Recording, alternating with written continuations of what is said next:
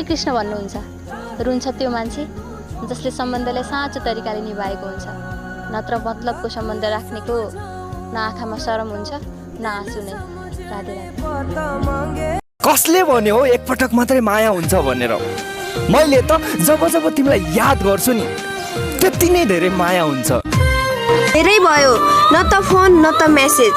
व्यस्त भएर हो कि मन बदलिएर हो थाहै भएन।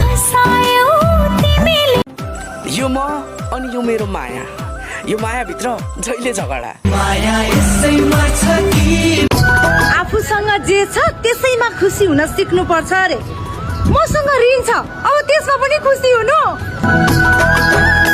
एउटा जिन्दगी छ आफैमा प्यारो छ, अर्को तिमी छौ जो जिन्दगी भन्दा पनि प्यारो लाग्छ। सुकेपछि पात आफै झर्छ, के गुनासो गर्नु हावासँग। स्वार्थ पूरा भएपछि मान्छेहरू आफै टाढिन्छ, के गुनासो गर्नु प्रेमसँग।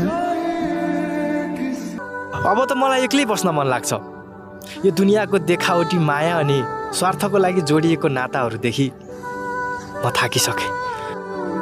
अरूको फूल जस्तो छोरीलाई टिपेर शिरमा सजाउन सक्दैनौ भने खुट्टाले कुल्चिने आँट पनि नगर्नु महोदय। जसले म र मेरो परिस्थितिलाई सम्मान गर्छ, म पनि उसको शिर कहिले झुक्न दिने छैन, चाहे त्यो मायामा होस् या मित्रतामा। म पनि अनजान बनिदिउँला जान्छौ भने पढाइ भनी, अर्कै मन पर्छ भन्छौ कसरी भनौ नजाऊ भनी। बिर्सिदेऊ त नभन है तिमीले छोडी गए पनि, माया गर्न पाउँदिन र एकहोरो भए पनि। प्यारा तिमीलाई जे सही लाग्छ त्यही गर, म सधैँ तिम्रो साथमा हुनेछु। तर आफ्नो खुसीको लागि बाबा आमाको शिर झुक्ने काम कहिल्यै नगर। तिमीले चिन्न सकेनौ त्यो तिम्रो कमजोरी हो, तर जब पुरुषले प्रेम गर्छन् नि अथाह गर्छन्। झन्झन टाढा हुनेलाई के नै भन्नु छ र, आफ्नै मान्छे हुनेलाई के नै भन्नु छ र। मनको माया नबुझेर धनको माया हेरी छोडी जाने बैगुनीलाई के नै भन्नु छ र।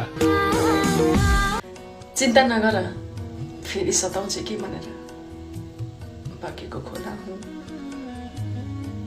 अब फेरि फर्केर आउने छैन। बाटोमा हिँड्ने बटुवाले बिर्सियो भनेर के मन दुखाउनु। एउटै आँगनमा लडी बुढी गरेर खेलेको दाजुभाइले त बिर्सिसके।